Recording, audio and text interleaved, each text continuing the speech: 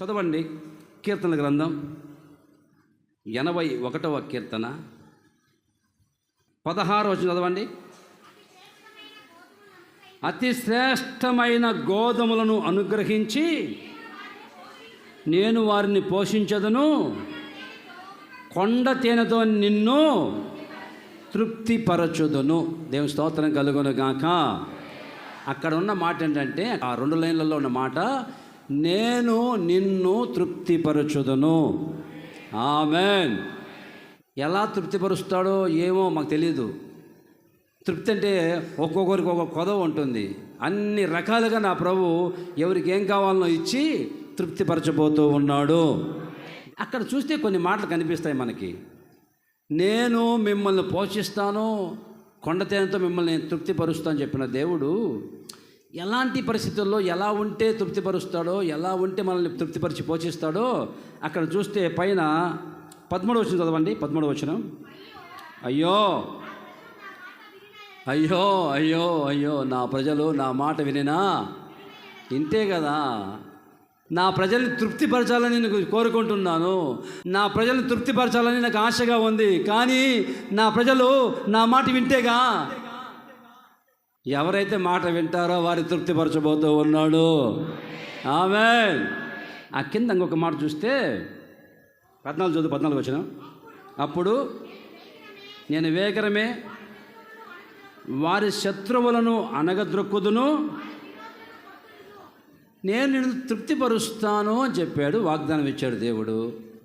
ఇక్కడ చూస్తే ఈ మాటలో ఉన్న అప్పుడు నేను వేగరమే వారి శత్రువులను అనగద్రొక్కుదును, వారి విరోధులను ఏం చేస్తారంటే విరోధుల్ని శత్రువుల్ని. ఇప్పుడు మీకు మీ ఇంట్లో మీ ఇంటి చుట్టూ శత్రువులు ఉన్నారు. మీ ఇంటి చుట్టూ శత్రువులు ఉన్నారు అనుకోండి, విరోధులు ఉన్నారు. నేను తెచ్చి బిర్యానీ ప్యాకెట్ ఇచ్చాను అనుకో మీకు ఇంట్లో తృప్తిగా తినానని. చుట్టూ శత్రువులు ఉన్నారు. ఇంట్లో వస్తే తందామా, వస్తే కొడదామా అని శత్రువులు భయంకరంగా విరోధులు ఉంటే అప్పుడు నీకు బిర్యానీ పెడితే తృప్తిగా తింటావా? తింటారా? తృప్తిగా తింటారా? చుట్టూ శత్రువులు కమ్ముకొని ఉన్నారు. ఇప్పుడు వేడివేడిగా దమ్ బిర్యానీ తెచ్చి పెడితే ఎలా తృప్తిగా తింటారు? తినలేరు. ఎన్ని రకాలుగా మిమ్మల్ని తృప్తిపరచాలన్న కుదరదు. కారణం చుట్టూ విరోధులు, చుట్టూ శత్రువులు. ఇప్పుడు సౌలు రాజు ఉన్నాడు. ఆ గొల్లెతో వచ్చి కేకేస్తుంటే నెమ్మదిగా ఉన్నాడా? తృప్తికరంగా తిని పడుకుంటున్నాడా? గడగడగడ వణికిపోతున్నాడు. వాడు ఎప్పుడు వస్తాడో, ఎప్పుడు కేకలేస్తాడో అని గుడారంలోకి వెళ్ళి దాక్కుని ఉన్నాడు. శత్రువు ఉన్నంత వరకు నీకు నెమ్మది ఉండదు, తృప్తి ఉండదు. ఏమని భోగభాగ్యాలు పెట్టి తినమని చెప్పినా చుట్టూ వాళ్ళు ఆయుధాలు పట్టుకొని మీ మూకుమ్మడిగా దాడి చేయడానికి సిద్ధంగా ఉంటే ఎక్కడ తృప్తిగా ఉంటాం మనం? నా ప్రభు అంటాడు, నా ప్రభు నేను వేగరమే లేచి నీ శత్రువుల్ని విరోధుల్ని కొట్టి అణిచివేసి తొలగిస్తాను, అప్పుడు నేను తృప్తిపరుచుతాను. దేవుని స్తోత్రం కలుగును గాక. నీ ఇంటి చుట్టుపక్కల ఏమండి సరిహద్దులో గొడవ, ఇంటి పక్కల గొడవ, శత్రువులు ఎప్పుడు ఎటు చూసినా విరోధులు లేస్తూ ఉంటే తృప్తికరంగా ఎట్లుంటావు? ఉండలేం మనం, మన వల్ల కాదు. అందుకే ఇది ప్రభు అంటాడు, మీ శత్రువుల్ని కథలని రాయివలే మారుస్తాను. అంటే పక్కలో ఉంటారు శత్రువులు, పక్కనే ఉంటారు కానీ కథలరు, రాయిలాగా ఉంటారు. అట్లా మారుస్తాను. ఎందుకు? మిమ్మల్ని తృప్తిపరచడానికి. చుట్టూ శత్రువులు ఉంటే మీరు తృప్తిగా సంతోషంగా గడపలేరు. వాడు ఏం చేస్తాడో, వీళ్ళు ఏమంటారో, వాళ్ళు ఏమంటారో అని. అందుకే ఆ శత్రువుల్ని దేవుడంట కథలని రాయివలే మార్చి నా ప్రభు మిమ్మల్ని తృప్తిపరచును గాక. నిన్నటి వరకు వాళ్ళు కదులుతూ వచ్చారు, రెంకెలేశారు, కాలు దువ్వారు నీ మీదికి శత్రువులు. ఈ రోజు నుంచి వాళ్ళని ప్రభు ఏం చేస్తారు తెలుసా? ఆ శత్రువుల్ని కథలని రాయివలే. చదువు, ఆ మాట చదువు. నిర్గమకాండం 15వ అధ్యాయంలో ఆ మాట చదివి ఇంకా ముందుకు వెళ్దాం. నిర్గమకాండము 15వ అధ్యాయంలో 16వ చదువమ్మా. యెహోవా నీ ప్రజలు అద్దరికి చేరు వరకు, నీవు సంపాదించిన ఈ ప్రజలు అద్దరికి చేరు వరకు నీ బాహుబలము చేత పగవారు రాతి వలె కదలకుందురు. పగవాళ్ళు అట్లుంటారంట, ఒక రాయి ఎక్కడేస్తే అక్కడ కదలకుండా ఉంటుంది. అట్లా ఈరోజు వరకు కదిలారు, కాలు దువ్వారు, రంకెలేశారు, తడగొట్టారు, సవాల్ చేశారు, మీసాలు తిప్పారు పగవాళ్ళు. నా ప్రభు ఈరోజు నుంచి రాయిలాగా కదలకుండా చేస్తాడు. మీరు తృప్తికర, నీ పక్కనే ఉంటారు, నోరు మెదపరు, నీ పక్కనే ఉంటారు, ఈ కాలు కదపరు, ఏం మాట్లాడలేరు. ఆ విధంగా చేసి నా ప్రభు నీ తృప్తిపరచును గాక. ఆమేన్. దేవునికి స్తోత్రం కలుగును గాక. సొలొమోను అంటాడు, మహాజ్ఞాని సొలొమోను, ఇదిగో నా కన్నులను నేను అభ్యంతరపరచలా, నా కన్నులకి నేను అభ్యంతరం చెప్పలా. చూడు, నీకు ఇష్టం వచ్చి చూడని చూపించాను. నా కన్నులకి తృప్తి లేదు. ద్రాక్ష తోటలు నాటాను, ద్రాక్షరసం తాగాను, తృప్తి లేదు. ఒకరు కాదు, 1000 మందిని చేసుకున్న పెళ్ళి, తృప్తి లేదు. ఎన్ని చేసినా తృప్తి లేదంట. తోటలు నాటాడు, బంగ్లాలు కట్టాడు, రాజభవనాలు కట్టాడు, ఎన్ని రకాలు చేసినా నా బతుకులో తృప్తి లేదంటాడు సొలొమోను రాజు. ఎందుకు నా యేసయ్య అంటాడు ఈ మాసంలో, నేను మిమ్మల్ని ఇంతవరకు తృప్తి లేకుండా వచ్చారు, ఏం జీవితం, ఏం బతుకు అని. ఈరోజు నుంచి మీరు తృప్తిగా వెళ్ళుదురుగాక, తృప్తి పొందుదురుగాక. బైబిల్లో ఒక జలగ ఉందమ్మా. ఆ జలగకి 2 కూతుర్లంట. జలగకి 2 కూతుర్లంట. మరి ఏంటో, జలగకి 2 పక్కల నోరు ఉంటుంది. ఈ పక్క పట్టుకుందా తాగుతుంది, ఇది తీసామనుకో మళ్ళీ వెంటనే కరుచుకుంటుంది, మళ్ళీ తీసానుకో మళ్ళీ కరుచుకుంటుంది. 2 పక్కల నోరు ఉంటుంది, పీల్చేస్తుంది. ఆ జలగకంట 2 కూతుర్లంట. చదువు సామెతల గ్రంథం 30వ అధ్యాయం 15-16 చదవండి. జలగకి ఇమ్ము ఇమ్ము అను కూతుర్లు 2 కలరు. అయిపోయింది. ఇంక 2 ఉంటేనే ఎట్లుంటే, ఇంకా 3-4 ఉంటే మీ పిల్లలు పిలిచి పిప్పి చేస్తారు జలగలాగా. మమ్మీ ఇవ్వు మమ్మీ, ఇవ్వు మమ్మీ, ఇవ్వు మమ్మీని నెలకోసారి వస్తారు, తీసుకెళ్ళిపోతారు. అట్లాగే జలగకి 2 కూతుర్లు ఎలాంటి వాళ్ళంటే ఇమ్ము ఇమ్ము ఇమ్ము అని లాక్కునే వాళ్ళంట కూతుర్లు. ఆ కింద చూస్తే 16వ చదవండి. 16వ వచనం. అవేమనగా పాతాళము, కనని గర్భము, నీరు చాలని భూమి చాలును అనని వీటికట్ట తృప్తి లేదంట. సొలొమోను అంటాడు, నాకు తృప్తి లేదు, ఎన్ని అనుభవించినా తృప్తి లేదంటాడు. ఇక్కడ చూస్తే తృప్తి లేని ఉన్నాయి కొన్ని భూమి మీద. పాతాళం ఉంది. పాతాళం ఎంతమంది చంపివేసినా నోరు తెచ్చుకుంటుందంట. ఇంకా వేయండి, ఇంకా వేయండి. ఎంతమంది చచ్చినా కానీ అది నిండదంట. పాతాళం ఎంతమంది చచ్చిపోయి అంత పడిపోతున్నా ఇంకా ఎదురు చూస్తుంటుందంట. ఇంకా వేయండి, ఇంకా వేయండి అని.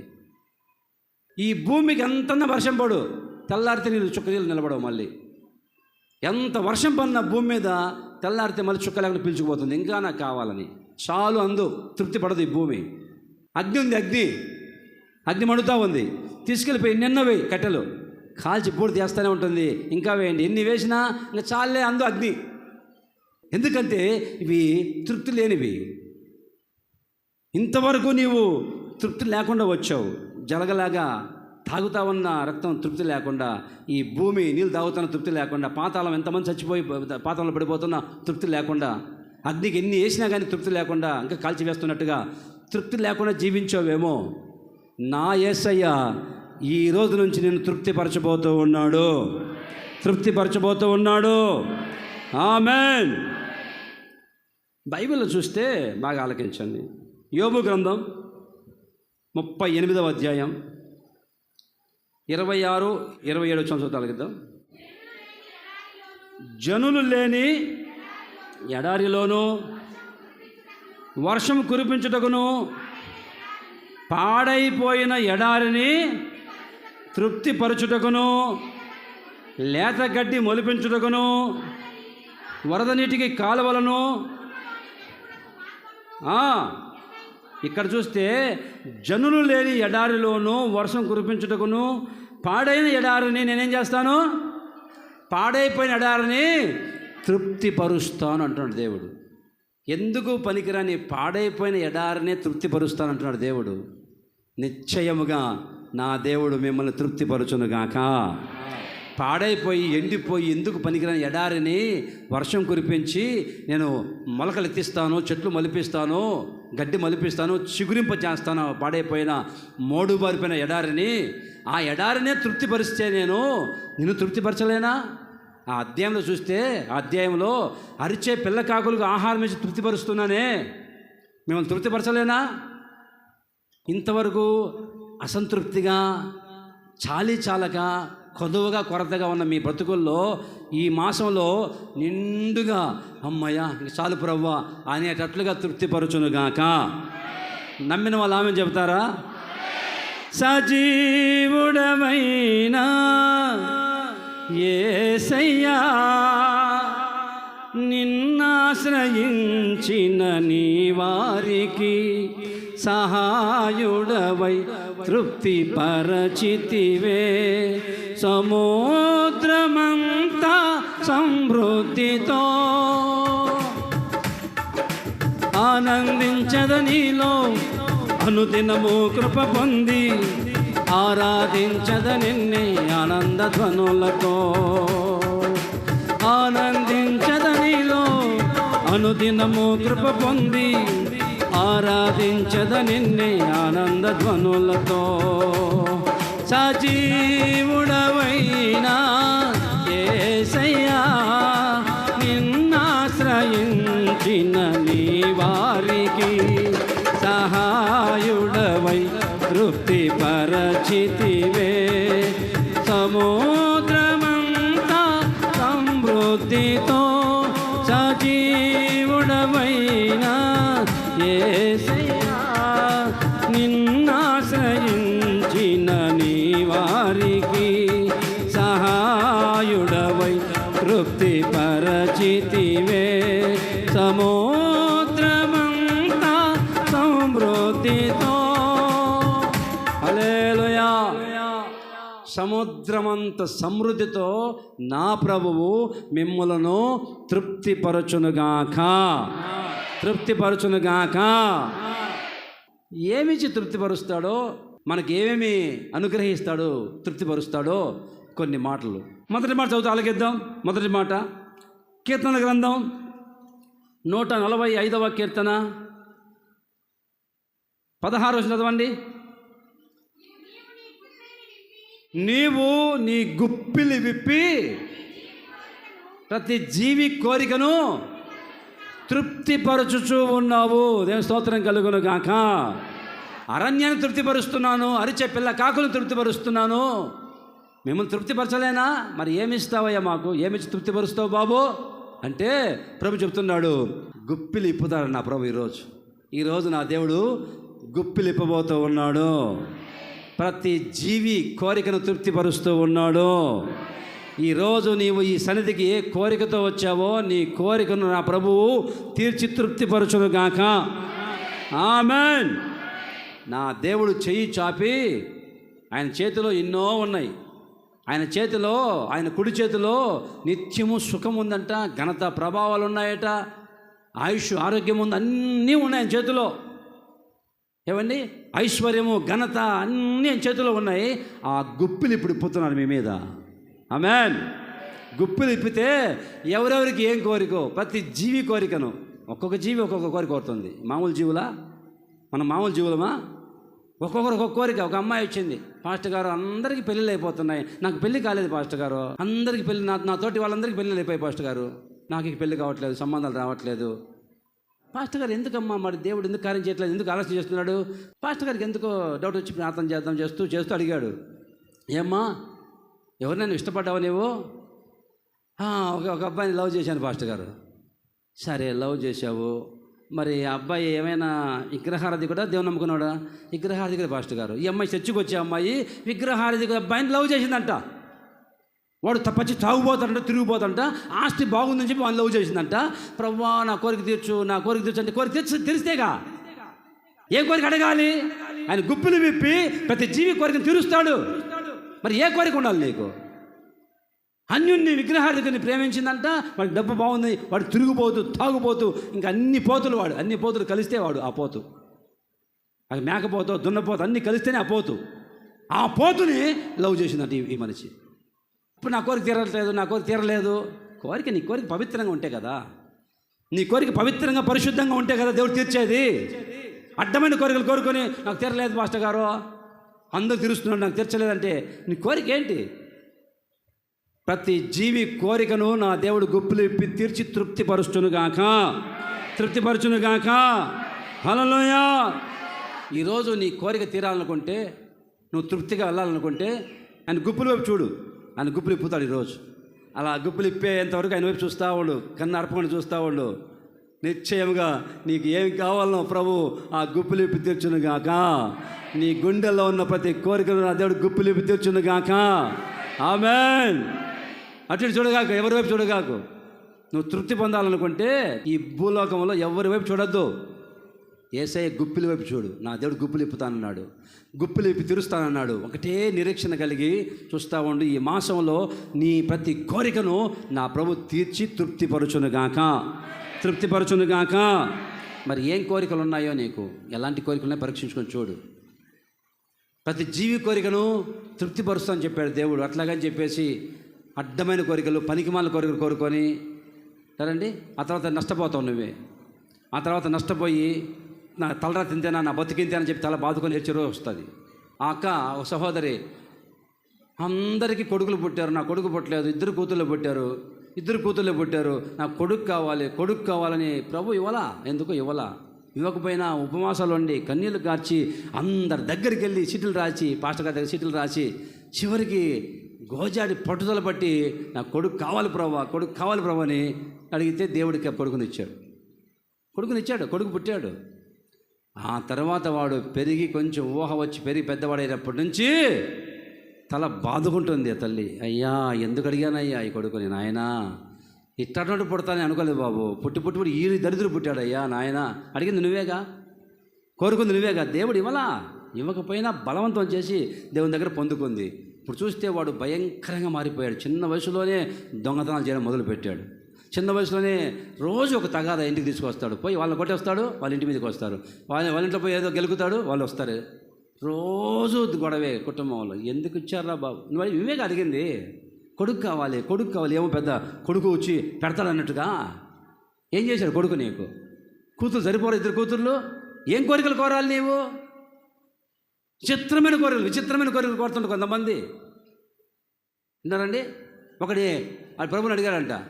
ప్రభు అడిగాడంటే, ఏం కావాలి సహోదరుడు, ప్రార్థన చేసిన ఏం కావాలి కోరుకో అంటే, ప్రభు ఏమొద్దు నాయన, ఇదిగో ఈ గది నిండా వజ్రాలు, వైడూర్యాలు, రత్నాలు, ముత్యాలు కావాల్సి ప్రభు, అంతకన్నా ఎక్కువద్దు ప్రభు. అవునా, సరే పో, ఇచ్చాడంట. రూమ్ నిండా, గది నిండా. ఇంకొకరిని అడిగాడు ప్రభు, ఏం కావాలి తమ్ముడు? ఏమొద్దు ప్రభు, సింపుల్ అయ్యా నా కోరిక, ఇదిగో ఈ రూమ్ నిండా డబ్బులు కట్టలు కావాలా, డాలర్స్ కావాలి ప్రభు. అవునా, ఓకే పో, తీసుకోపో. మూడో వాడి దగ్గరికి వచ్చాడు.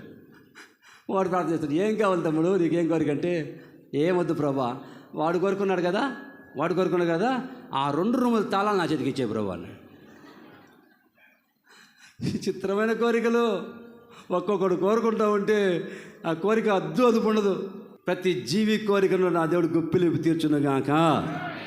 నీ కోరిక పవిత్రంగా ఉండాలి, ఆమోదయోగ్యంగా ఉండాలి. ఏది కావాలో అది కోరుకో. ఇల్లు లేదు ప్రభా, ఇల్లు కావాలయ్యా, చిన్న గదయ్యా, నా ప్రభు తృప్తిపరచునుగాక. నా గర్భం తెరవబడలేదయ్యా, పిల్లలు లేరు, అందరూ నన్ను ఎగతాళి చేస్తున్నారయ్యా, నా ప్రభు తృప్తిపరచునుగాక. ఈ రోగం కుదరపడలేదయ్యా, ఎన్ని సంవత్సరాలైనా అల్లాడిపోతున్నాను, ఇబ్బంది పడుతున్నాను, నా ప్రభు నిన్ను బాగు చేసి తృప్తిపరచునుగాక. అడుగు, నీ అవసరం ఏమో, కనీస అవసరాలు ఏంటో అడుగు, ప్రభు తీరుస్తాడు. అలా కాకుండా వాళ్ళ కారు ఉంది ప్రభా, నా కారు ఇవ్వు ప్రభా. అరే కారు ఇస్తే నీ ఇంట్లో స్థలం, ఇంటి ముందు స్థలం లేదు, ఎక్కడ పెట్టుకుంటావు కారుని? పార్కింగ్ స్థలం లేదు నీకు, ఎక్కడ పెట్టుకుంటావు కారు? ఇప్పుడు నేనున్నాను, కారు అడిగితే ఇచ్చాడు ప్రభు. నాకు కొంచెం సువార్త చెప్పడానికి ప్రభు ఒక హెలికాప్టర్ ప్రభు అన్నాను అనుకో. హెలికాప్టర్ అవసరమా? అడిగేదానికి హద్దు ఉండద్దా కొంచెమన్నా? ప్రతి జీవి కోరికను గుప్పులు తీర్చి తృప్తిపరుస్తాను నా దేవుడు. నీ కోరిక ఎలాంటిదే ఉండాలి, అది దేవునికి ఇష్టంగా ఉండాలి, ఆమోదయోగ్యంగా ఉండాలి. అప్పుడు నా ప్రభు తీరుస్తాడు. ఖచ్చితంగా చెప్తున్నా, ఆయన సన్నిధిలో నిలబడి నా ప్రభు మిమ్మల్ని తృప్తిపరచబోతూ ఉన్నాడు, మీ కోరికను ఈ నెలలో తీర్చబోతూ ఉన్నాడు.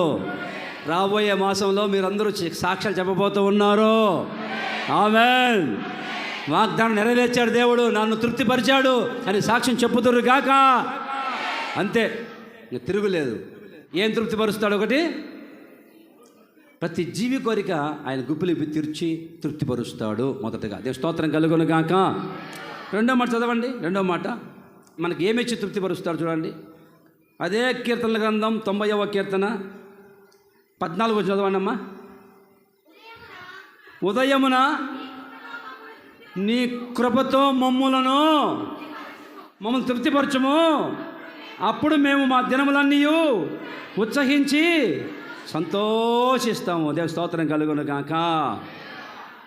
ఉదయాన్నే దేంతో తృప్తిపరచాలంట? పొద్దున్నే పాస్టర్ గారు ఒక కప్పు కాఫీ తీసుకొని తృప్తిగా తాగి, అమ్మయ్య. పొద్దున్న లేచి కొంతమందికి కాఫీ పిచ్చోళ్ళు ఉంటారు, పొద్దున్నే కాఫీ లేదా టీ కావాలి వాళ్ళకి, అది తృప్తి వాళ్ళకి. మా ఫ్రెండ్ ఒకడు ఉన్నాడు, మా బ్యాచ్ ట్రైనింగ్ అయ్యాడు, సేవకు వచ్చాడు. వాడికి ఎంత టీ పిచ్చి అంటే నేను చెప్తున్నా, ఇక్కడ కాదు ఈ ఊర్లోనే ఎవరు తాగరు. ఈ ఊరిలో మాచర్ల పట్టణంలో ఎవరు తాగరు. గుడార్ల పండగ పరిచేటప్పుడు, గుడార్ల పండగకి ఫిబ్రవరి నెలలో మేము పని చేస్తుంటాం. నేనేమో పాత మందిరంలో కూర్చొని మేరక్క గారు ఇన్ని ఇస్తుంది, ఇట్లాంటి క్లాతులు, ఆ క్లాతుల మీద వాక్యం రాయాలి, అన్ని సంఘాలకి పంపించాలి. క్లాతులు టేబుల్ మీద క్లాత్ వేసి బల్లాదానికి కప్పేస్తారు ఆ క్లాత్కి వాక్యాలు అన్నీ నాతో రాయి చేసి అందరికి పంపిస్తూ ఉంటుంది మేరక్క. క్లాత్ రాస్తూ ఉంటారు కూర్చొని మందిరంలో. మేరక్క గారు చెప్తారు సిస్టర్లకి, అమ్మాయి ఆ పెయింటర్లు ఆర్టిస్టు ప్రభాకర్ వాళ్ళకి ఏం కావాలో మొత్తం పంపిస్తూ ఉన్నానని. ఇక సిస్టర్లు మా దగ్గర పనిచేసే పిల్లలు, అక్కో టీ కావాలంటే చాలు ఇంత జగ్గుకి ఇస్తారు టీ. ఆ మెస్లోకి వెళ్ళి టీ కావాలన్నా టిఫిన్ కావాలన్నా ఎప్పుడు ఏం కావాలో పంపిస్తూ ఉంటారు. మేము తాగను, నాకు పెద్ద అలవాట్లేదు. వాడు వస్తాడు, గ్రౌండ్లో పనిచేస్తుంటారు, మేము మందిరంలో రాసుకుంటా కూర్చుంటాం. ఆడి ప్రభాకర్ దగ్గరికి వెళ్తే అక్కడ ఏ ఒకటి ఉంటాయి తినడానికి అని చెప్పేసి గ్రౌండ్లోంచి సప్పిడి కాకుండా వస్తాడు, నా దగ్గర వచ్చి టీ తెప్పేసి అంటాడు. నేను తమ్ముడు పోయి టీ తీసుకురామంటే వాళ్ళు జగ్గుకి ఇస్తారు. జగ్గు తీసుకెళ్తాడండి టీ, ఇంచుమించుగా 2-3 లీటర్లు టీ ఇస్తారు అందరికని. ఒక్కడే కూర్చుని తాగుతాడండి 3 లీటర్ల టీ. వంది కడుపా చెరువా నాకు అర్థం కాదు నాయనో. 2-3 లీటర్లు పెద్ద జగ్గు, ఇంత జగ్గుకి టీ ఇస్తారు అందరూ తాగమని. వాడు నేను తాగేస్తాను నేను తీసు. నాకు ఆశ్చర్యం వేసింది, నిజమేనా కాదా అని చూస్తే పోయి షాటు కూర్చున్నాడు, తాగుతూ ఉన్నాడు. ఏందో నాకు అర్థం కాదు. 2-3 లీటర్లు టీ. మీరు తాగారు ఎప్పుడన్నా? తాగి ఉన్నారు ఇక్కడ? చెప్పండి, మీకు దండం పెడతాను. దేవుని స్తోత్రం కలుగును గాక. ఎంత దారుణం అంటే దారుణం. ఉన్నారు అటువంటి వాళ్ళు మహానుభావులు. పొద్దున్న లేస్తే కొంతమంది కాఫీ, ఒక కప్పు వేడివేడిగా గుమగుమలాడే కాఫీ తాగితే, లిప్టన్ కాఫీ, 3 రోజెస్ కాఫీ, ఇంకా రెడ్ రోజ్ కాఫీ, కొంతమంది టీ తాగితే బ్రూ కాఫీ తాగితే టీ తాగితే కొంతమంది తృప్తిగా ఉంటుంది. కానీ ఇక్కడ భక్తులు అంటాడు, ఉదయమున నీ కృపతో నన్ను తృప్తిపరచయ్యా. దేవుని స్తోత్రం కలుగును గాక. మీకేమో పొద్దున్న లేస్తే కొంతమందికి సిగరెట్ తాగితే తృప్తిగా ఉంటుంది కదన్నా. కొంతమంది ఉంటారు పొద్దున్న లేచి సిగరెట్ తాగాలి దరిద్రుడికి. కానీ భక్తుడు అంటాడు, భక్తుడు అయ్యా ఉదయాన్నే నీ కృపతో మమ్మల్ని తృప్తిపరిస్తే అప్పుడు మేము ఎలా ఉంటాము? మా రోజు మా దినములన్నీ సంతోషంగా ఉత్సాహంగా ఉంటాం అయ్యా. అదే స్తోత్రం కలుగును గాక. ఉత్సాహం సంతోషం ఎప్పుడు వస్తుంది తెలుసు? కృపతో నింపితే, కృపతో తృప్తిపరిస్తే నీవు సంతోషం గంతులు వేస్తావు. మరి ఎంతమంది అడుగుతున్నారు పొద్దున్న లేచి, ఉదయం లేచి అయ్యా కృప ఇవ్వయ్యా, కృప కావాలి ప్రభా, కృప కావాలని ఒక పావు గంట సేపు కూర్చొని దేవుని సందర్భకు తెల్లవారుజాము లేచి అయ్యా ఈ రోజంతా కృప దయచే ప్రభా, కృప దయచేయను ఆయన, కృప ఇవ్వయ్యా, కృపతో నింపు ప్రభా, కృపతో నింపని ఒక 10 నిమిషాలు పావు గంట వేడుకుంటే నా ప్రభు మిమ్మల్ని అందరినీ కృపతో నింపును గాక, కృపతో నింపును గాక. అర్హత లేని వారికి అర్హతనిస్తుంది కృప. పాపం చేసిన నరకానికి వెళ్ళే వాళ్ళకి నరకానికి వెళ్ళవలసిన మనల్ని నరకం నుంచి తప్పించేది దేవుని కృప. అర్థమవుతుందా? ఈ కృప లేకపోతే నరకానికి వెళ్ళే వాళ్ళం. కానీ ఈ కృప మనల్ని నరకానికి వెళ్ళకుండా కాపాడుతూ ఉంది. అందుకే అంటాడు భక్తుడు ప్రార్థన చేస్తూ, ఇది రాసిన ఈ కీర్తన రాసిన ఏదో తెలుసండి? ఈ కీర్తన రాసింది మోషే. ఈ మోషే గారు దేవుని అడుగుతూ ప్రార్థన చేస్తుండే ఈ కీర్తనలో. తెల్లవారుజామునే కృపతో నింపయ్యా. 40 సంవత్సరాలు ఐగుప్తు రాజు ఇంట్లో పెరిగినవాడు. చిన్నప్పటి నుంచి ఐగుప్తు రాజు ఫరో రాజు ఇంట్లో పెరిగినవాడండి. రాజభోగాలు అనుభవించినవాడు. రాజు ఇంట్లో ఏమైనా కొద ఉంటుందా? ధనాగారం ఉంటుంది, ధాన్యాగారం ఉంటుంది, ఏ కొద ఉండదు రాజుంట్లో. ఎక్కడ కొద వచ్చినా దేశంలో రాజుంట్లో సమృద్ధిగా ఏమండి గాదెల నిండా ధాన్యం ఉంటుంది, బంగారం ఉంటుంది, ఐశ్వర్యం ఉంటుంది, ఏ కొద ఉండదు రాజుంట్లో. నేను చూశాను బ్రిటన్ రాని కొన్ని వీడియోస్ చూస్తే వాళ్ళ డైనింగ్ టేబుల్ ఉందండి. ఇన్ని నుంచి మన మందిరం అంత పొడవు డైనింగ్ టేబుల్ ఎవరు వచ్చి కూర్చున్నా వంట చేసే వాళ్ళు ఉన్నారు. వంట మాస్టర్లు ఎంతమంది ఉన్నారో, ఒక్కొక్కడు ఒక స్పెషలిస్టు. ఐస్ క్రీమ్ ఒకటి స్పెషలిస్టు, స్వీట్లు ఒకటి స్పెషలిస్టు, మటన్కి ఒక స్పెషలిస్టు, వచ్చిన వాళ్ళందరికీ వడ్డిస్తూ ఉంటే తినే వాళ్ళు తింటూ ఉంటారు, వెళ్ళే వాళ్ళు వెళ్తూ ఉంటారు. ఏ కొదవ ఉండదు. అటువంటి కొదవ లేని చోట మోషే ఐగుప్తు రాజు ఇంట్లో పెరిగినవాడు. 40 సంవత్సరాలు కొదవ లేదు, సమృద్ధి, తిన్నంత తాగినంత. ఆ తర్వాత ఒక 40 సంవత్సరాలు మిద్యాను అరణ్యంలో పెరిగాడు. తర్వాత దేవుడు ఒక బాధ్యత అప్పగించాడు. ప్రపంచంలో గ్రేటెస్ట్ లీడర్ ఎవరంటే గ్రేటెస్ట్ లీడరు మోషే. అద్భుతమైన లీడరు, లక్షల మంది నడిపించిన నాయకుడు. దేవుడు బాధ్యత అప్పగించాడు, మోషే వెళ్ళి వాళ్ళు నడిపించని. రాజింట్లో పెరిగి రాజభవనంలో పెరిగిన వాడు ఇప్పుడు అరణ్యంలో నీడ లేదు, ఆధారం లేదు. అప్పుడు జ్ఞాపకం వచ్చాయి. ఏ జ్ఞాపకం వచ్చాయి? ఇదిగో రాజభవనంలో 40 సంవత్సరాలు ఎంత వైభవంగా ఉన్నాను. ఆ తర్వాత మిద్యాన అరణ్యంలోకి వెళ్తే ఎట్లా ఉన్నా నేను. ఇప్పుడు ఈ అరణ్యంలో నీడ లేదు, ఏమీ లేదు. ఏమీ లేకపోయినా పర్లేదు అయ్యా, నీ కృపతో ఉదయాన్ని తృప్తిపరచయ్యా చాలు. దేవుని స్తోత్రం కలుగును గాక. Praise the Lord. ఏమీ లేకపోయినా అవన్నీ జ్ఞాపకం వస్తున్నాయి. 40 సంవత్సరాలు రాజుంట్లో పుట్టి పెరిగాను నేను. ఇప్పుడు చూస్తే నాకు ఏమీ లేదు, ఇక్కడ ఆధారం లేదు, సరి తిండి లేదు. అయినా దేవా ఏమి లేకపోయినా ఉదయాన్నే నీ కృపతో మమ్మల్ని తృప్తిపరచు చాలు అయ్యా, ఇక మాకు ఏమీ లేకపోయినా మేము తృప్తిగా ఉంటామయ్యా అని అంటారండి. దేవుని అడుగుతున్నాడు, అయ్యా నీ కృప మాకు దయచేయి, నీ కృప మాకు దయచేయి నాయనా. నా జిహ్వకు మధురాతి మధురం నీ నామగానామృతం, నీ కృపతోనే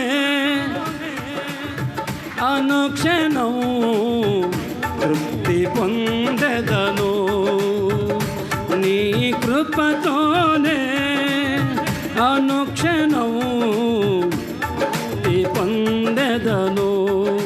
నా జీవితాన కురిచెనేని కృపామృతం, నా జిహ్వకు మధురాతి మధురం నీ నామగానామృతం, నీ కృపతోనే అనుక్షణం తృప్తి పొందెదను, నీ కృపతోనే అనుక్షణం తృప్తి పొందెదను.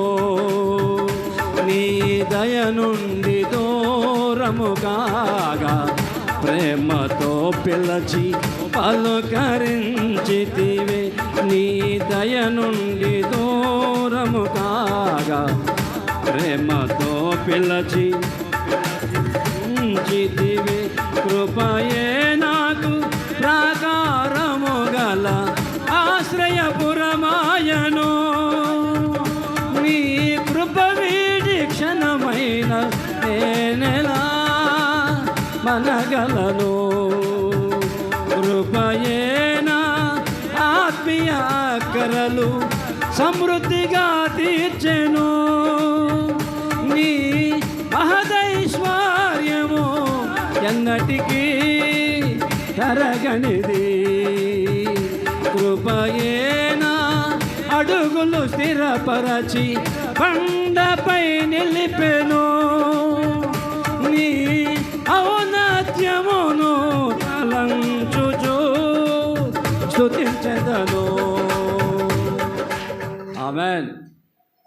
అవన్నీ జ్ఞాపకం వచ్చేట్టున్నాయి మోషేకి. ఎట్లా ఉన్నాను రా ఆ రాజీంట్లో, ఇప్పుడేంటి అరణ్యంలో. సరే ఏమి లేకపోయినా పర్లేదు అయ్యా, ఉదయాన్నే నీ కృపతో తృప్తిపరచు చాలు. నీ స్తోత్రం కలుగును గాక. ఉదయాన్నే లేచి కృపతో తృప్తి పొందు. ఎంతమంది చేస్తున్నారు పొద్దున్నే? మేము పొద్దున్న లేచి కృప పొందుకుంటాం వాళ్ళు చేతులు పైకి తగిలి అల్లు చెప్తారా? చూసే సగం మంది కూడా లేదు, ఇంకా సగం మంది ఉదయాన్నే లేచి ప్రార్థించే అనుభవం లేదు వీళ్ళకి. పొద్దున్న లేచి ప్రార్థించే అనుభవం లేదు వీళ్ళకి. కృప పొందుకున్న ఇంకిత జ్ఞానం లేదు నీకు. కుటుంబాలు అల్లకల్లోలం. పొద్దున్న లేచి నువ్వు ఉదయం లేచి ప్రభువా నాకు కృప తెచ్చి ఆ రోజంతా ఆ కృప పొందిన నిన్ను ఏ అపాయం దరికి రాదు, ఏ కీడు సంభవించదు, ఏ శత్రువుని నేను చేయలేడు. కారణం పొద్దున కృప పొందావు కదా. కృప పొందావంటే ఆ కృప అనేది నీకు ఏమండి ఒక బురుజులాగా ఆవరిస్తుంది. ఒక కోటలోకి మనిషి వెళ్ళినప్పుడు ఎలా కనిపించుకొని ఉంటాడో ఈ కృపలాగా ఒక మనిషి దాస్తుంది. కృప నిన్ను ఆవరిస్తుంది. చలికాలం పొద్దున్నే వెళ్తున్నప్పుడు ఎదురుగా దగ్గరికి వెళ్ళేంత వరకు వెహికల్స్ కనిపించవు. ఆ మంచు ఆవరించుంటుంది రోడ్ అంతా, తెల్లగా మంచు. లైట్లు వేసుకొని పోవాలి, పొద్దున్న లైట్లు వేసుకుని దగ్గరికి వెళ్ళేంత వరకు ఆ వెహికల్ వస్తున్న సంగతి అర్థం కాదు. అట్లాగే ఒక పొద్దున్న లేచి నువ్వు కృప పొందావంటే ఈ కృప నిన్ను ఆవరించి సాతాను కంటపడకుండా నేను కాపాడుతుంది, అపాయాలు కొట్టివేస్తుంది. మరి నువ్వు కృప పొందుతున్నావా? ఈ కృపే నిన్ను కాపాడుతుంది నరకానికి వెళ్ళలేకుండా. ఈ కృపే నేను ఏమండి పాపం నుంచి బయట తీసుకొచ్చి పరిశుద్ధంగా మారుస్తుంది. అందుకే ఈ పాటలో కృపయ నా అడుగులు స్థిరపరిచి బండ మీద స్థిరపరిచి అంటాడు. కృప నా ఆత్మీయ అక్కడ తీర్చింది అంటాడు దైవజన్ లేసన్ గారు రాసిన పాట. ఏమండి కృప నాకు ప్రాకారంలాగా ఉంది అంటాడు. కృప అన్ని రకాలుగా చేస్తుంది. అందుకే మోషే అంటాడు, ఉదయాన్నే నీ కృపతో మమ్మల్ని తృప్తిపరిచయ్యా చాలు, ఏమొద్దు. ఒకటి, ప్రతి జీవి కోరికను గుప్పిలిపి తృప్తిపరుస్తాడు నా దేవుడు. రెండవదిగా ఉదయాన్నే కాఫీతో తృప్తిపరుస్తాడా? కృపతోనమ్మా, కాఫీ కథల్లి తీ కాదమ్మా. నా దేవుని కృప మీకు మెండుగా దయచేయను గాక, కృపతో నింపబడుతురు గాక, కృప ఆవరించును గాక, కృపతో ప్రతి ఒక్కరు తృప్తి పొందుదురు గాక. ఆమేన్, హల్లెలూయా. ఇంకా చదువుదాం. కీర్తనల గ్రంథం 91వ కీర్తన 16 చదువమ్మా. దీర్ఘాయువు చేత అతనిని తృప్తిపరచదను. దేవుని స్తోత్రం కలుగును గాక. Praise the Lord. దేంతోనమ్మా? దీర్ఘాయుషు చేత అతని నేను తృప్తిపరుస్తాను. ఎంతమంది కావాలి దీర్ఘాయుషు? నాకు దీర్ఘాయుషు కావాలన్న వాళ్ళంతా దగ్గరగా అల్లు చెప్పండి. అమ్మో మామూలు కాదు మీరు, అమ్మో మామూలు కాదు. అబ్బో దీర్ఘాయుషు కావాలండి వాళ్ళకి. ఇంకా ఎన్ని ఘోరాలు చేయాలో మీరు ఇటు దీర్ఘాయుషు పొందుకొని, ఎన్ని నేరాలు చేయాలో, ఎన్ని పాపాలు చేయాలో. మరి నా ప్రభువు మిమ్మల్ని అందరి దీర్ఘాయుష్యత తృప్తిపరచునుగాక. అర్ధాంతరంగా ఎవరు కన్ను మూసి చనిపోకుండా ప్రభు ఆయుష్ను పొడిగించి దీర్ఘాయుష్తో నింపునుగాక. ఈ మాట చెప్పింది ఎవరు? తెలుసా? డాక్టర్ కాదు అమ్మా, డాక్టర్ కాదు, మనలో డాక్టర్ కాదు.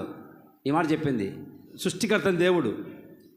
దేవుడి మాట చెప్తున్నాడు, దీర్ఘాయుష్యత నేను అతను తృప్తిపరుస్తానని. నేను స్తోత్రం కలుగునుగాక. మరి ఈ మాట చెప్పిన ఆయన ఎవరు? డాక్టర్ చెప్పాడు అనుకోండి, ఆ డాక్టర్ గ్యారెంటీ లేదు, ఆ డాక్టర్ ఎప్పుడు వస్తారో తెలియదు. కానీ ఈ మాట చెప్పింది తెలుసా? ఈయన యుగ యుగాలు జీవిస్తున్న దేవుడు, సర్వయుగములలో సజీవుడవు, సరిపోల్చగలనా సామర్థ్యమును యాడ తగినది నీ దివ్య తేజం. నా ధ్యానం నా ప్రాణం నీవే యేసయ్యా, సరిపోల్చగలనా యమును కొనియాడ తగినది నీ దివ్య తేజం. నా ధ్యానం నా ప్రాణం నీవే యేసయ్యా, నా ధ్యానం నా ప్రాణం నీవే యేసయ్యా. స్తుతులతో దుర్గమును స్థాపించు మాడవు, శృంగధ్వనులతో సైన్యము నడిపించు మాడవు నీవు. స్తుతులతో దుర్గమును స్థాపించు మాడవు, శృంగధ్వనులతో సైన్యము నడిపించు మాడవు నీవే.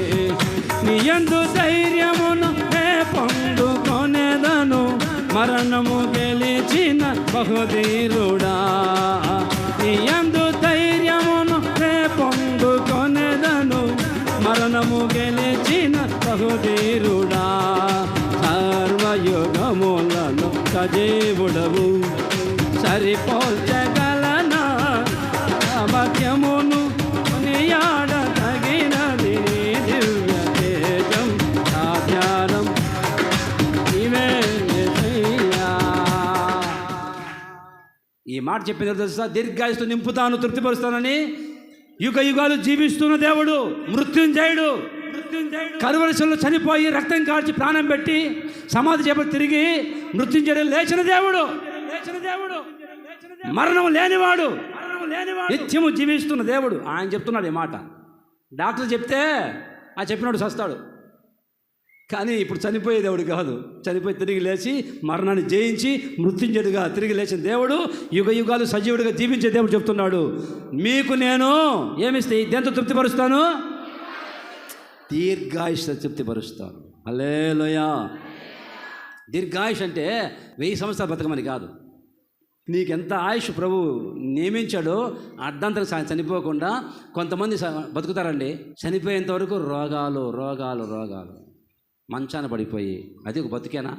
మంచాన పడిపోయి అందరూ చీచి అని అసహించుకుంటా ఉంటే, ఒక ఆమెని ఆ అత్తని మంచంలో పడిపోతే కోడలు కొడుకున్నంత వరకేమో అత్తయ్యని బాగా చూసుకుంటుంది. కొడుకు డ్యూటీకి వెళ్ళిపోయిన తర్వాత కర్ర తీసుకొని బాగుతా ఉంది. ఆమె కొడుకు వీడియో తీశాడు, ఆమె కొడుకు పిల్లోడు వీడియో తీశాడు. మా అమ్మ మా నాన్నమ్మని కొట్టేస్తుందని చెప్పి వీడియో తీశాడండి. వాళ్ళంతా దెబ్బల ముసలమ్మకి మంచం నుంచి లేలేదు, మాటలు రావు, ముసలిది పాపం. సరే నా తీసుకెళ్ళిపోండి, ఎక్కడ జరిపించానంటే సరిపోయేది. అట్లా చెప్పదు. మొగుడు డ్యూటీకి వెళ్ళిన తర్వాత భర్త కర్ర తీసుకొని ముసలి బాధి దుర్మార్గురాలు. కొడుకు చూస్తే నీ దెబ్బలే.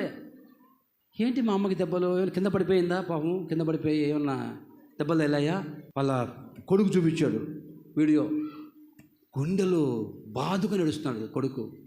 మా అమ్మని కొడుతుందా దుర్మార్గురాలు, ముసల్దాన్ని. వాళ్ళు బతుకుతున్నారు. ఎలా బతుకుతున్నారు? మంచాన పడిపోయి రోగాలతో. అర్థమవుతుందా?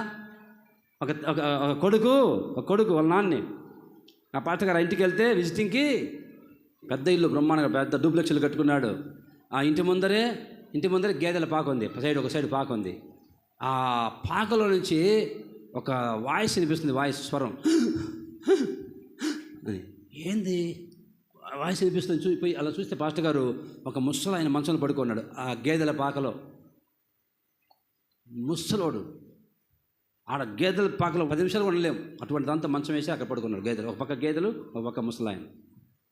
ఇంట్లోకి వెళ్ళి ఆ ఇంటి యజమాని అతను చల్లటి వాటర్ ఇచ్చాడు. ఎండాకాలం ఇంట్లోకి వెళ్తే పాస్టర్ గారికి నీళ్ళు తెచ్చి, అన్నా దేవుడు మమ్మల్ని దీవించాడన్నా, ఆశీర్వదించాడన్నా అని సాక్షి చెప్తుంటే, తమ్ముడు, హలో బ్రదర్, దీవించాడు, మంచిదే, మంచి ఇల్లు కట్టుకున్నావు, బాగానే ఉంది, నీ జీవితం బాగుంది. ఆ గేదెల పాకలు ఉండేది ఎవరు? ఆయన. మా నాన్న. మీ నాన్న? మరి ఎందుకు గేదె పాకలేసావు? నీకు తెలియదు అన్నావు. మా నాన్న మామూలుడు కాదు, అమ్మో దుర్మార్గుడు మా నాన్న. ఏం చేశాడు నీకు? బాగా ఇల్లు కట్టుకున్నావుగా, బ్రహ్మాండం ఉన్నావుగా. నీకు తెలియదన్నా, మేము చిన్నపిల్లప్పుడు స్కూల్ కూడా పంపకుండా, బడికి పంపకుండా పనికి పంపించానన్నా మా నాన్న. మా అమ్మ రోజు కొట్టి చివరికి మా అమ్మ తట్టుకోలేక ఫ్యాన్ కూరేసుకుని చచ్చిపోయిందన్న మా అమ్మ. ఇంకోదాన్ని పెళ్లి చేసుకున్నాడు పోయి. మా అమ్మ చనిపోతే మేము చెట్టుకూరు పుట్టుకోరు, మా తమ్ముడు నేను చెట్టుకూరు పుట్టుకోరు పోయి ఏదో ఆ పంచన ఈ పంచన నుండి పని చేసుకుని బతికామన్నా మేము. ఇప్పుడు దేవుడు దీవించాడన్నా. చివరి ఎవరు చెప్పారు, అరే మీ నాన్న చివరి స్టేజ్లో ఉన్నారా, చివరి స్టేజ్లో ఆ బస్ స్టాండ్ దగ్గర పడిపోయి ఉన్నారంటే, సరే చివరి మూమెంట్లో కనీసం నీళ్ళన్న పోతామని చెప్పి తీసుకొచ్చానన్నా. ఆ మంచాన పడిపోయిన ఆయన బతుకుతున్నాడు, ఆ ముసలం బతుకుతుంది. నా ప్రభు అంటాడు, అలా కాదు, దీర్ఘాయుష్యత మిమ్మల్ని తృప్తిపరుస్తాను అంటే రోగాలు లేకుండా ఆరోగ్యకరంగా నువ్వు బతికినంతకాలం ఆరోగ్యంగా ఉందువుగాక. అది బతకడం అంటే దీర్ఘాయుష్యత. అంటే చివరి క్షణాల్లో కొట్టించుకుంటా, తిట్టించుకుంటా, ఎవరిని ఒక ముద్దన్నం పెట్టడానికి అసహించుకుంటా, అమ్మో మంచాన పడిపోయి, అది ఘోరం, మామూలు ఘోరం కాదు. అలా ఉండొద్దమ్మా. ఈరోజు ప్రార్థన చేసుకో, ప్రభువా నేను మంచాన పడకుండా హ్యాపీగా సంతోషంగా జీవితాన్ని ముగించుకోవాలి ప్రభువా, దీర్ఘాయుష్తో నేను అట్లాగే వెళ్ళిపోవాలి ప్రభువా, ఎవరి దగ్గర నేను మాట పడకూడదు ప్రభువా అని ప్రార్థన చేసుకో. ముసలోళ్ళు అలా ప్రార్థన చేసుకుని నమ్మల్లా తల్లారా, ఎందుకంటే పరిస్థితి బాగాలేవు. నీ కోడలు నమ్ముకున్నావా, నీ పరిస్థితి దారుణం అయిపోతుంది చెప్తున్నా. కోడలు కొడుకు ఏమవుతారు చివరికి చెప్పలేవు, ఎటు మారిపోతారో తెలియదు. ప్రభు చెప్తాను, దీర్ఘాయుష్ తృప్తిపరుస్తానంటున్నాడు. అంటే నువ్వు బతికినంత కాలము ఆరోగ్యంగా బతికి జీవితం ముగించుకుందో గాక. ఎంతమంది ఆశగా ఉంది? ఆశగా ఉన్న వాళ్ళని తల్లి చెప్తారా? ఓకే, ప్రభువుని దీవించును గాక. దీర్ఘాయుష్ చేత తృప్తిపరుస్తాడు. ఎట్లాగంటే ఇదిగో రోగం వచ్చింది చెప్పాడు, పాస్టర్ గారు వచ్చాడు, హిజ్కియా నీకు రోగం వచ్చింది, నీకు అయిపోయింది జీవితము, ఇదిగో దీపం చక్కబెట్టుకో, ఇల్లు చక్కబెట్టుకో, దీపం వెలిగించుకో, నీ ఇల్లు చక్కబెట్టుకో, ఇక నువ్వు చనిపోతున్నావు అని పాస్టర్ గారు దేవుడు చెప్తే, పాస్టర్ గారు చెప్పి వెళ్ళిపోతూ ఉంటే పాస్టర్ గారు ఉన్నారండి, గోడ వైపు తల తిప్పి ఏడ్చుకుంటున్నాడు. ప్రవ్వా నేను ఎలా బతికానో, ఎలా జీవించానో మీ సన్నిధిలో యథార్థంగా అని అంటూ ఉంటే, వెంటనే నా దేవుడు ఆ ప్రవక్తకి మళ్ళీ వెనక్కి పంపించి ఆయుష్ను పొడిగించని చెప్పు. నేను స్తోత్రం కలుగును గాక. డాక్టర్లు చెప్పారు, డాక్టర్లు చచ్చిపోతావు నువ్వు, అయిపోయింది నీ జీవితం అని. నా దేవుడు చెప్తున్నాడు, నీకు దీర్ఘాయుష్ కలిగిస్తూ ఉన్నాను. నీ ఆయుష్ తీరకముందే నువ్వు చనిపోకూడదు. కొన్ని పొరపాటు చేసి పాపాలు చేసి అనవసరంగా తెచ్చుకున్నావు మీదికి. ఇప్పుడు నీవు నా ప్రభు చెప్తున్నాడు, దీర్ఘాయుష్ తృప్తిపరచబోతూ ఉన్నాను. ప్రార్థన చేసుకో. ఒక డాక్టర్లు చెప్పాడేమో, టైం పెట్టారేమో డాక్టర్లు, నువ్వు చచ్చిపోతావు, నీకు అయిపోయింది ఇంకా లాస్ట్ స్టేజ్ అన్నారా? ఇప్పుడు ప్రార్థన చేయ మోకరించి, నా దేవుడు నీకు దీర్ఘాయుష్తో నింపును గాక, మరణాన్ని నిరర్ధకం చేయును గాక, మరణంలోని జీవంలోకి దాటించును గాక. డాక్టర్లు చెప్పడానికి చచ్చిపోతావని. మనకు ఆయుష్ ఇచ్చింది, మనకు పుట్టించిన దేవుడు, నడిపించే దేవుడు, ఆయుష్ పొడిగించే దేవుడు. ఆ దేవుడు అంటున్నాడు, డాక్టర్ కాదు, మృత్యుంజయుడైన దేవుడు, దీర్ఘాయుష్ చేత నేను తృప్తిపరచబోతూ ఉన్నాను. ఈరోజు నుంచి మీరందరూ ఆరోగ్యంగా, జీవితకాలం అంతా ఆరోగ్యంగా ఆయుష్ పొందుకొని దీర్ఘాయుష్తో నింపబడుదురుగాక. ఆమేన్. గుప్పిలు విప్పుతాడు, ప్రతి జీవి కోరికను తీరుస్తాడు, కృపతో తృప్తిపరుస్తాడు. మూడవదిగా దీర్ఘాయుష్యత. నువ్వు ఎంతకాలం బతక అంతకాలం ఆరోగ్యకరంగా బతికి జీవితం ముగించుకుంటావు. ఆ విధంగా నేను నా ప్రభు తృప్తిపరచునుగాక. ఆమేన్. మరొక మాట చూద్దాం. నిర్గమకాండం 16:12. మీరు సాయంకాలమున తినండి, సాయంత్రం వెళ్ళి సాయంకాలమున మీరు మాంసం తిందురు, ఉదయమున దేంతో ఆహారం చేత తృప్తి పొందుదురు. వీళ్ళకేమో దేవుడు సాయంకాలం మాంసం పెడుతున్నాడు, ఉదయాన టిఫిన్ పెడుతున్నాడు, ఆహారం పెడుతుంటే తృప్తి లేదంట ఇశ్రాయేలు ప్రజలకి. ఎంతసేపు వాళ్ళు తిన్న ఐగుప్తులు తిన్నా అవి గుర్తుకొస్తున్నాయి. ఏం తిన్నారు ఐగుప్తులో? చదువు లిస్ట్ చదువు, సంఖ్యాకాండం చదువు. సంఖ్యాకాండము 11:5 చదువమ్మా. 11:5 ఏం తిన్నారో ఐగుప్తులో మేము ఏం తిన్నారమ్మా? ఇష్టంగా తిన్నా చేపలు, కీరకాయలు, దోసకాయలు, కూరాకులు, ఉల్లిపాయలు, తెల్లగడ్డలు, అంటే గార్లిక్. అబ్బా, ఏ జ్ఞాపకం కళ్ళ ముందు కనిపిస్తున్నాయట, తిరుగుతున్నాయట నీళ్ళలాగా. దోసకాయలు, కీరకాయలు, ఏమండి ఉల్లిగడ్డలు, తెల్లగడ్డలు అన్నీ కళ్ళ ముందు తిరుగుతున్నాయంట. తిరుగుతున్న సరికి వీళ్ళకి తృప్తి లేకుండా పోయిందంట. దేవుడు మాంసం పెట్టి ఆహారం పెడతా ఉంటే ఎంతసేపు తెల్లగడ్డలు, ఎర్రగడ్డలు ఉన్నారండి, దోసకాయలు, కీరకాయలు, చేపలు, ఇవే కళ్ళ ముందు కనిపిస్తున్నాయి. ఉచితంగా మేము చేపలు తిన్నాము, ఎంత బాగుండేది మాకు ఐగుప్తులో. మరి అంత బాగున్నప్పుడు ఎందుకు ఏడ్చారు మీరు? ఐగుప్తు అంత బాగున్నప్పుడు వారు పెట్టే కష్టాలు తట్టుకోలేక వెట్టి పనులు బట్టి మొరపెట్టి ఏడ్చారంట. ఒక పక్క తిండి పెడుతున్నారు వాళ్ళు, ఒక పక్క దెబ్బలు బాగుతున్నారు ఇశ్రాయేలు ప్రజల్ని ఐగుప్తీయులు. ఒక పక్క దెబ్బలు, ఒక పక్క తిండి. అది తట్టుకోలేక అయ్యాము విడిపించని కేకలేస్తే కదా దేవుడు విడిపించింది. ఇప్పుడు ఇక్కడికి వచ్చిన తర్వాత, అడవిలోకి వచ్చిన తర్వాత ఐగుప్తులోనే మాకు బాగుంది. కొంతమందికి కొంచెం కష్టం వస్తే అప్పుడే బాగుండేది, దేవుని నమ్ముకోక మునిపే. మరి దేవుని నమ్ముకున్నాం, అన్ని కష్టాలే మాకు, అన్ని శ్రమలే.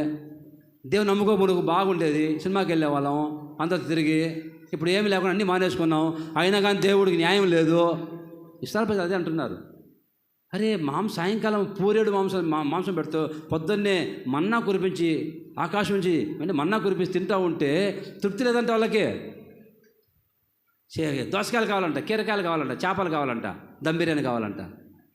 ఈజిప్టులో ఐగుప్తీయులు భయంకరంగా కొట్టారు ఇశ్రాయేలు ప్రజల్ని, బానిసలుగా మార్చుకున్నారు. అవి గుర్తుకు రావట్లా, తిన్నదే గుర్తుకొస్తుంది. ఈరోజు నా ప్రభు అంటాడు, ఆహారము చేత నేను మిమ్మల్ని తృప్తిపరచబోతూ ఉన్నాను. దేవుని స్తోత్రం కలుగును గాక. ఏం ఆహారం అదే? జీవాహారము నేనే. I am the bread of life. నేనే జీవాహారం. నా వాక్యము ఆహారం. ఏమండి, అన్నం తింటే శరీరానికి ఆకలి తీరుతుంది, ఆత్మకి నా దేవుని వాక్యం అనే ఆహారం తింటే తృప్తిగా ఉందురుగాక, తృప్తి పొందుదురుగాక. జీవాహారమైన యేసయ్య వాక్యం అనే ఆహారం తిని అందరూ తృప్తి పొందుదురుగాక. Praise the Lord. మంచిగా ఫుడ్ తిన్నారనుకోండి, మంచి ఆహారం తిన్నారు, ఎంత తృప్తిగా ఉంటుంది మంచి ఆహారం తింటే. అటు విదేశాలకు వెళ్ళినప్పుడు, మాకైతే ఇజ్రాయెల్ దేశంలోకి వెళ్ళినప్పుడు, ఈజిప్ట్లోకి వెళ్ళినప్పుడు ఆ హోటల్లో పెడతారండి. హోటల్లో పొద్దున్న టిఫినే 150 రకాలు, మధ్యాహ్నము ఒక 200 రకాలు ఫుడ్, అన్ని రకాల ఫుడ్, అన్ని దేశాల రకాల ఫుడ్లు పెడతారు అక్కడ. ఏమని తింటావు? అది కొంచెం తుంచుకోవడం పెట్టుకో. చివరికి మన వాళ్ళు మన ఈ ఆంధ్ర వాళ్ళ దరిద్రం ఏంటంటే, అక్కడ కోడిగుడ్లన్నీ పెట్టింటే కోడిగుడ్లు వేసుకుంటుంది, శంగులు వేసుకుంటుంది ఒక అక్క. ఎందుకంటే బస్సులో తినాలి, బస్సులో ఆకలి అయితే మంచి ఆహారం తిరిగినప్పుడు తృప్తిగా ఉంటుంది. అలాగే నా దేవుని వాక్యమైన ఆహారం నిన్ను తృప్తిపరచునుగాక, జీవాహారమైన యేసయ్యని తృప్తిపరచునుగాక. ఈ వాక్యం వింటున్నప్పుడే ప్రాణాత్మ దేహాలకి తృప్తి కలుగునుగాక. ఈ వాక్యము వింటున్నప్పుడు అబ్బా నీ వాక్యం అయ్యా నాకు దొరికినప్పుడు క్రొవ్వు మెదడు దొరికినట్టుగా ఉందయ్యా. నేను ధ్యానించుకుంటున్నప్పుడు మంచం మీద పడుకొని నాకు క్రొవ్వు మీద దొరికినట్టుగా ఉందయ్యా. నీ వాక్యం వింటుంటే అయ్యా దేవా నాకు ప్రాణానికి హాయిగా ఉందయ్యా. నీ వాక్యమే నన్ను బ్రతికించెను, బాధలలో నెమ్మదినిచ్చెను. నీ వాక్యమే నన్ను బ్రతికించెను, బాధలలో దినిచ్చెను. కృపా దయాశక్తి సంపూర్ణుడా,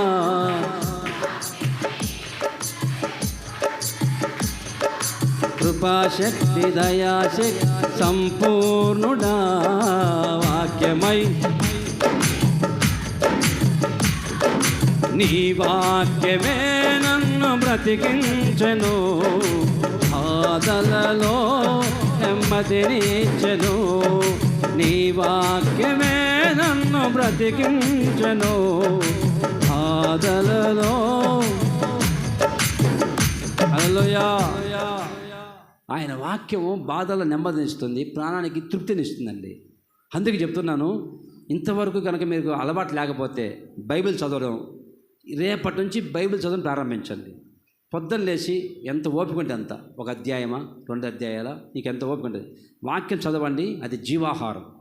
వాక్యము జీవాహారం అండి, ఆత్మకు తృప్తినిస్తుందండి. ఇక నువ్వు అన్నం తింటే కడుపు నిండిపోయి తృప్తి హాయిగా ఉంటుంది. కానీ ఆత్మకి ఆ జీవాహారమైన వాక్యము నువ్వు చదివితే కనుక 1 అధ్యాయం 2 అధ్యాయాలు కానీ వాక్యం చదివినప్పుడు నీ ప్రాణం తెప్పరిల్లుతుంది, తృప్తిగా ఉందుగాక. ఆమెన్. అండి, ఉల్లిపాయలు తెల్లగడ్డలు కాదు, అవి తిన్నా మళ్ళీ ఆకలి వస్తుంది. కానీ వాక్యమైన ఆహారం రోజు కాసేపు విన్నా చదివినా ఏదైనా మేలే. వాక్యం వింటూ ఉన్నా చదువుతూ ఉన్నా నీ ఆత్మీయ జీవితంలో ఏమని దిగజారిపోనివ్వకుండా, బలహీన పడకుండా ఆహారం నిన్ను బలపరుచునుగాక. ఆమెన్. అంటారండి, బలపరుస్తుంది దేవుని వాక్యమైన ఆహారం. కనుక నీవు ఆ ఆహారం రోజు తినాలి. రోజు 3 పూటలు తింటావు అన్నమేమో, మరి వాక్యము వారానికి ఒకసారి వింటావు. ఆదివారం వచ్చి ఒక్కసారే వాక్యం వింటావు, వారం పొడుగునా 3 పూటలు అన్నం తింటావు. ఇదేంటి ఇది? మరి ఆత్మల బలహీనం కాదా? 3 పూటలు అన్నం తింటున్నావు వారం అంతా, వాక్యం అయితే 1 పూటే వింటున్నావు వారానికి. అదే రోజు వాక్యం పొద్దున చదువు. అప్పుడు నీ ఆత్మ ఏమండి దిగజారిపోనివ్వకుండా, చల్లారిపోకుండా, ఆత్మీయ జీవితంలో కృషించిపోకుండా నా ప్రభు తెప్పరల చేయనుగాక, ఆత్మలో బలం పొందుదుగాక, ఆహారం ఇచ్చి మిమ్మల్ని నా ప్రభు తృప్తిపరచునుగాక. ఆమెన్. ఇంకొక మాట చదువు ముగించుకుందాం. ఇర్మియా గ్రంథం 31వ అధ్యాయం 14 చదవండి. క్రొవ్వుతో యాజకులను సంతోషపరచదును, నా జనులు నా ఉపకారం తెలుసుకొని తృప్తి పొందుతారు. దేవ స్తోత్రం కలుగునుగాక. నా ప్రజలు, నా జనులు నా ఉపకారాలన్నీ తెలుసుకొని ఎలా ఉంటారో తృప్తి పొందుతారుగాక. ఏమిటి ఆయన చేసిన ఉపకారాలు? 12 చదవండి. 12 వచ్చినాం. వారు వచ్చి సియోను కొండ మీద ఉత్సాహధ్వని చేతురు, యెహోవా చేయు ఉపకారమును బట్టి, గోధుమలను బట్టి, ద్రాక్ష రసమును బట్టి, తైలమును బట్టి, గొర్రెలకును పశువులకును పుట్టు పిల్లలను బట్టి సమూహముగా వచ్చెదరు. వారికి అన్నిటికీ కృషింపక నీళ్లు పారు తోట వలె ఉందురు. వారి దుఃఖమునకు ప్రతిగా సంతోషమిచ్చి వారిని ఆదరిస్తారు. దేవ స్తోత్రం కలుగునుగాక. నా ప్రజలు ఈరోజు ఈ మందిరంలోకి వచ్చిన నా జనులు, నా ప్రజలు ఈరోజు నుంచి నా ఉపకారాలని పొందుకొని తృప్తి పొందబోతూ ఉన్నారు. అంటే నా యేసయ్య ఈరోజు నుంచి మీకు ఉపకారం చేయబోతూ ఉన్నాడు కనుక మీరు తృప్తిగా ఉందురుగాక. ఒక్కొక్కరికి ఉపకారం చేయబోతుంది. నా దేవుడు అపకారం చేసేవాడు కాదు. నా ప్రభు అపకారం చేయడు, కీడు చేయడు. కీడు చేసే దేవుడు కాదు, అపకారం చేసే దేవుడు కాదు. నా ప్రభు ఉపకారం చేస్తాడు, నిన్ను తృప్తిపరచునుగాక. దేంతో తృప్తి అంట? ఉపకారం పొంది తృప్తిగా ఉంటారంట. డబ్బుంటే కాదు. డబ్బుంది తృప్తిగా ఉందామని ఎంతమంది చెప్తారండి? చెప్పలేరు ఎవరు. డబ్బున్నంత మాత్రాన తృప్తిగా ఉండలేరు. కానీ దేవుని ద్వారా ఉపకారం పొందిన వాళ్ళు తృప్తిగా ఉందరుగాక. ఈరోజు నుంచి నా ప్రభు మీకు ఉపకారం చేయునుగాక. ఉపకారం పొందిన వాళ్ళు తృప్తిగా ఉంటారు. దేవుని ఉపకారం పొందిన వాళ్ళు. కొంతమందికి అయితే ఒక వర్గం ఉంటుంది. ఒక వర్గం ఏం చేసినా తృప్తి ఉండదు వాళ్ళకి, ఎంత పెట్టినా తృప్తి ఉండదు వాళ్ళకి. ఒక కేటగిరీ, ఒక వర్గం ప్రజలు, వాళ్ళకి ఏమన్నా చెయ్యి తృప్తే ఉండదు. కొంతమందికి 3 పూట్ల పెడుతున్న దేవుడు అది ఇశ్రాయేలు ప్రజల్లాగా ఏం పెట్టాలే, ఏదో ఒక తిండేనా అని అసంతృప్తి. ఆ తిండి లేకుండా చస్తున్నారు కదా. ప్రభు తిండి పెట్టి పోషిస్తుంటే ఏం తిండిలే పాస్టర్ గారు, ఏదో పెట్టారు కానీ ఏం తిండే, ఇది ఒక తిండేనా, ఇది ఒక బతుకేనా? అసంతృప్తి, తృప్తి లేని జీవితం. అన్ని జ్ఞాపకం చేసుకో. ప్రభు ఏం చేశాడు నీ జీవితంలో, ఎటువంటి ఉపకారాలు చేశాడు జ్ఞాపకం చేసుకో.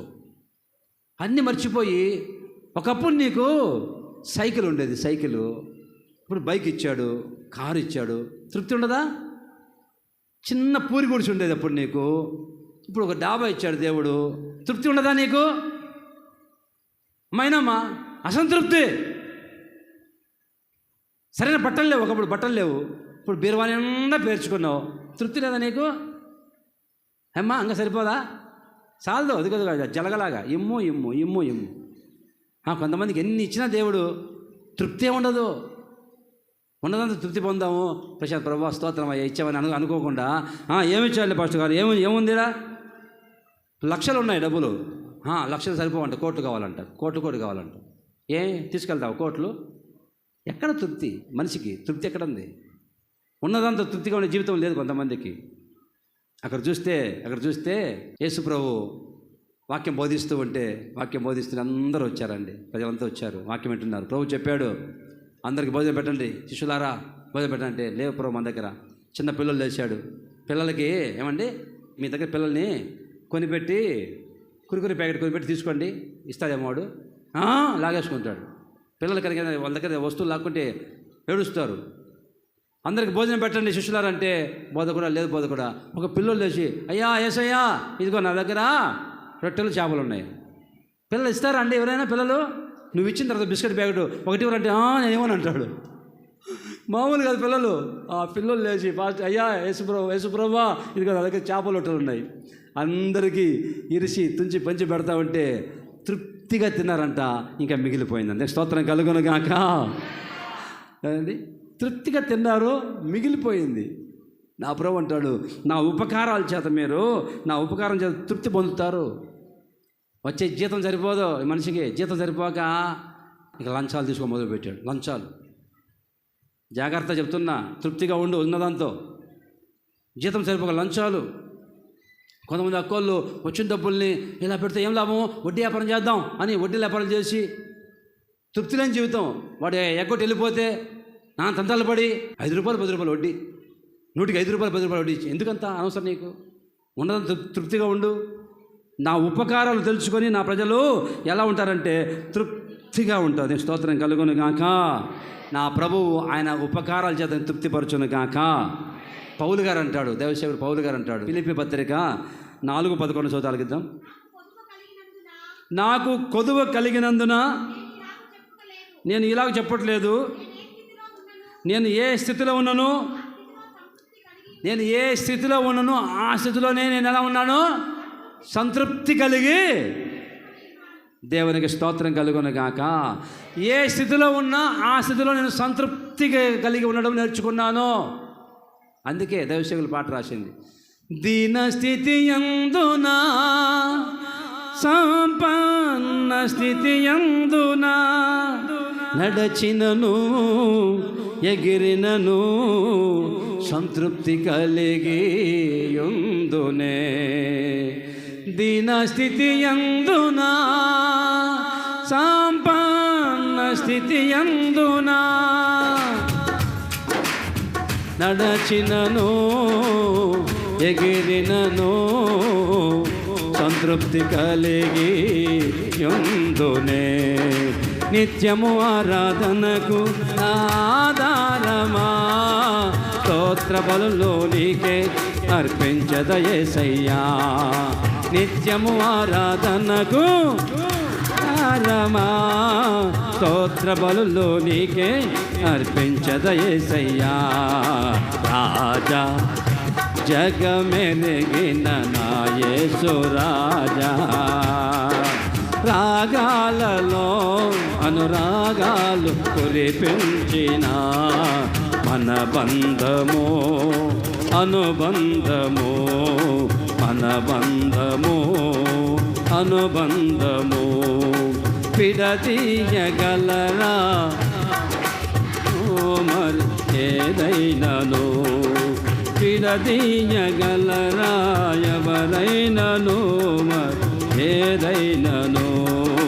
రాజా జగమెరిగిన నా యేసు రాజా. హల్లెలూయా. చెప్పమంటారా ఆపమంటారా? చెప్పండి. ఎవరు అల్లు చెప్తారా? ఒక్క మాట చెప్పి ముగిస్తాను. చదవండి. కీర్తన గ్రంథం 37వ కీర్తన 19వ వచనం. ఆపత్కాలమందు వారు సిగ్గునందరు, కరువు దినములలో కరువులో కూడా నా ప్రభు తృప్తిపరచునుగాక. ఆమేన్. కరువు ఉందా నీ కుటుంబంలో? కొదవుగా ఉందా?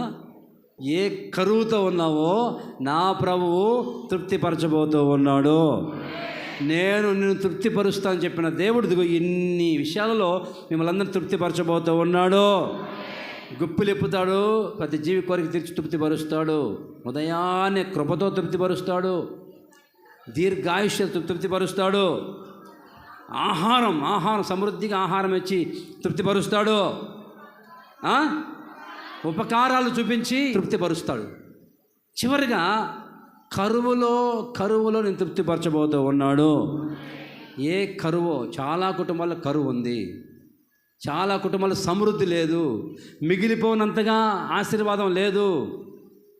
చాలక ఏ నెలకు ఆ నెల సరిపోతుంది. జీతం డబ్బులు వచ్చాయా అటే వెళ్ళిపోతుంది. ఇంట్లో మిగలడం తినడానికి కూడా లేదు కొంతమందికి యోగ్యత.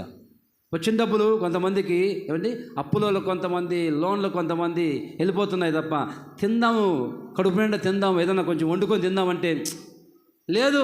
కరువు కారణం అప్పులు. సంపాదన అంతా వెళ్ళిపోతుంది. నా ప్రభు చెప్తున్నాడు ఈ మాసంలో నుంచి మిమ్మల్ని నేను కరువులో ఉన్నారా, కొదువుగా ఉన్నారా, తృప్తిపరచబోతూ ఉన్నాను. ఎంతమందికి ఆశగా ఉంది? ఆశపడిన నీ ప్రాణము నా ప్రభు తృప్తిపరచును గాక. ఆమేన్. కరువు అండి, భయంకర కరువు అండి. ఎటు చూసినా అన్నం పెట్టే దిక్కు లేరు, పంటలు పండట్లా, వర్షం పడట్లా. ఎటు చూసినా భూమి నెరలేడిచింది. 3 సంవత్సరాలు వర్షం లేదు.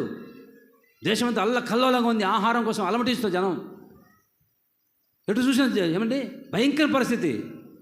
పాస్టర్ గారిని ప్రభు చెప్పాడు, అయ్యా పాస్టర్ గారు, ఏలియా అదిగో కేరితి వారి దగ్గరికి వెళ్ళు. అది అరణ్యం కదా ప్రభు, అక్కడ ఎవరు ఉంటారు అయ్యా, నువ్వు వెళ్ళు అన్నాడు. వెళితే విన్నారండి, కాకులు ఆజ్ఞాపిస్తే కాకులు దేవ స్తోత్రం కలుగును గాక. కాకులు వస్తున్నాయండి, వరుస పెట్టి వస్తున్నాయి. మధ్యాహ్నం అయిపోయింది, 1 గంట అయింది, ఆకలి అవుతుంది కడుపులో ఏలియాకి. ఇంకా ఆకలి పోయి చూస్తున్నాడు, దిక్కులు చూస్తున్నాడు, ఏమి దొరుకుతాయని. కావు అని కాకులు గుంపు వస్తూ ఉన్నాయి. ఒక్కొక్క కాకి నోట్లో రొట్టె ముక్కలు, ఒక కాకి నోట్లో ఏమండి చికెన్ దమ్ పీసులు. మరి ఎక్కడ తెచ్చాయేమో, ఏమండి ఎక్కడ తీసుకెళ్ళాయో చికెన్ దమ్ పీసులు, ఫ్రై పీసులు అన్నీ తెచ్చి ఆ బండ మీద పెట్టి వెళ్ళిపోతున్నాయి. కాకులకి మాంసం అంటే మహా ఇష్టం. అటువంటి కాకులు ఏమండి ఆ కరువులో ఏలేని పోషిస్తూ ఉన్నాయి. స్తోత్రం కలుగును గాక. ఆ నీళ్ళు అయిపోయినాయి, నీళ్ళు ఎండిపోయింది. దైవజనుడా ఏలియా సారేపతికి వెళ్ళు. అక్కడికి వెళ్తే ఆ ముసలమ్మ సావు బతుకుల మధ్యలో ఈ రేపు చచ్చిపోదామని చెప్పేసి పొలం ఏరుకుంటా ఉంది. అమ్మా నీళ్ళు ఉన్నాయా? తెస్తాను బాబు. అట్లాగే వెళ్తున్నావు కదా, ఒక అప్పం తీసుకురమ్మా, ఆకలిగా ఉంది. నడుచుకుంటూ వచ్చాను ఇప్పటికే చాలా దూరం. అవునా, ఉండేది అంతే పిండి. నేను చెరుకు కొంచెం, నా కొడుకు నేను చెరుకు కొంచెం తిని చచ్చిపోదాం అనుకుంటున్నావు, నువ్వు వచ్చావు మధ్యలో పనకల పుడకలాగా అన్నట్టుగా. అటు అనుకోలేదే ఆ మనసు అట్లుంటే మీరే అనుకుంటారు. అట్లా ఆమె అనుకోవాలా, మీరే అనుకుంటారు ఖచ్చితంగా. ఆయన వచ్చాడు మాకు, భలేవాడు దొరికాడు మాకు అని వెళ్ళింది. ఆ పిండి పిసుకుతా ఉంది, రొట్టె పోతే పోయింది. సేవకుడికి ఇస్తే దేవుడు దీవిస్తాడు కదా, మొదటి అప్పం ఇస్తే అని చెప్పేసి ఏమంటే రొట్టె చేసి కాల్చి సేవకుడికి ఇచ్చిందండి. ఇచ్చి ఇంకేముంది, ఏమైనా ఉందేమో చూద్దామని చూస్తే మళ్ళీ పిండి ఉంది ఆ తొట్టిలో. అమ్మ పిండి ఉంది, ఇందాక మొత్తం తీశాను కదా, ఎక్కడ వచ్చి పిండి ఎలా వచ్చింది? మళ్ళీ తీసింది పిండి, చేసింది రొట్టె చేసింది, కొడుకు పెట్టింది, చూస్తే మళ్ళీ పిండి ఉంది. 3.5 సంవత్సరాలు కరువులో నా దేవుడు పోషించాడు. కరువులో కొదవ లేకుండా తృప్తిగా పోషించాడు. నీ కుటుంబంలో వచ్చిన కరువుని నా ప్రభు కరువులో కూడా పోషించును గాక. కొదవ లేకుండా సమృద్ధిగా పోషించబడదు గాక. ఆమేన్. హల్లెలూయా. ఏం చేసింది ఆ ముసలిది? ఆ ముసలి చేసిన పని ఏంటి? మొదటిగా చేసిన అప్పము ఎవరికి ఇచ్చింది? సేవకుడికి ఇచ్చింది. తక్కువ లేకుండా ఏమండి తృప్తిగా పోషించబడింది. ఎందుకంటే దీవెన పొందుకోవాలనుకుంటే అబ్రహాము యుద్ధానికి వెళ్ళి యుద్ధంలో జయం పొందుకు తిరిగి వస్తున్నప్పుడు షాలేం అనే లోయలో అంటారండి, షాలేం రాజు ఎదురుగా వచ్చి రొట్టె దాస్యం ఇచ్చినప్పుడు వెంటనే 10వ వంతంత చదువు. ఆ మాటని ముగిచ్చేస్తా, చదువు. ఆదికాండం 14వ అధ్యాయం 18 వచ్చిన. మరియు షాలేము రాజు అయిన మెల్కీసెదెకు రొట్టెను ద్రాక్షరసమును తీసుకుని వచ్చను. అతడు సర్వోన్నతులకు దేవునికి యాజకుడు. అప్పుడు అతడు అబ్రహామును ఆశీర్వదించి ఆకాశమునకును భూమికిని సృష్టికర్తయును సర్వోన్నతుడైన దేవుని వలన అబ్రహాము ఆశీర్వదించబడును కాక అనియు, నీ శత్రువులను నీ చేతికి అప్పగించిన సర్వోన్నతులకు దేవుడు అనియు చెప్పాను. అప్పుడు అన్నిటిలో అతనికి 10వ వంతు దశంభాగం తెచ్చి ఇచ్చాడు అబ్రహాం, పాత నిబంధన భక్తుడు. ఆ తల్లి తెచ్చి మొదటి అప్పం ఇచ్చింది యాజకుడికి, సేవకుడికి ఇచ్చింది. కరువులో కూడా తృప్తిగా ఉంది. నీ కరువులో తృప్తిగా ఉండాలనుకుంటే దశంభాగం చెల్లించు. నీ మొదటగా నీకు వచ్చిన వెంటనే ముందు దేవునికి ఇచ్చేసి నీ సమస్య ఉండదు, తృప్తిగా ఉంటావు. కరువులో కూడా నీ కొదవ లేకుండా ప్రభు తీర్చును గాక. లెసలు పడదాం, ప్రార్థన చేసుకుందాం. ఇంతవరకు తృప్తి లేకుండా వచ్చాము ఇక్కడికి. నా ప్రభు తృప్తిపరచబోతూ ఉన్నా నేను. అందరూ ప్రార్థన చేసుకోవాలి. మహాగణుడా, గొప్ప దేవ యేసయ్య, మీకు స్తోత్రాలు తండ్రి. పరిశుద్ధాత్మ మీరు ప్రతి మాట కూడా స్తోత్రాలు తండ్రి. నేను మిమ్మల్ని తృప్తిపరుస్తానని ఏ విషయాల్లో ఏమేమి ఇచ్చి తృప్తిపరుస్తూ చెబుతూ వచ్చారు నాయన. గుప్పిలు విప్పి ప్రతి జీవి కోరికను తృప్తిపరుస్తానని, ఉదయాన్నే కృపతో తృప్తిపరుస్తానని, దీర్ఘాయుష్ చేత తృప్తిపరుస్తానని, ఆహారం చేత తృప్తిపరుస్తానని, ఉపకారం చూపించి తృప్తిపరుస్తానని, కరువులో కూడా తృప్తిపరుస్తానని చెబుతూ వచ్చారు. బిడ్డలందరూ ఏ సమయాలలో తండ్రి, ఏ కుటుంబాలలో ఏది కొదవ ఉందో, ఆరోగ్యం కొదవ ఉన్నా తండ్రి, ఏది అవసరమో వారి ప్రతి కోరికను తృప్తిపరచండి, దీవించండి. ఈ నెలంతా తృప్తిపరిచి నడిపించి కాపాడమని యేసు నామములో అడుగుచున్నాము తండ్రి. ఆమేన్.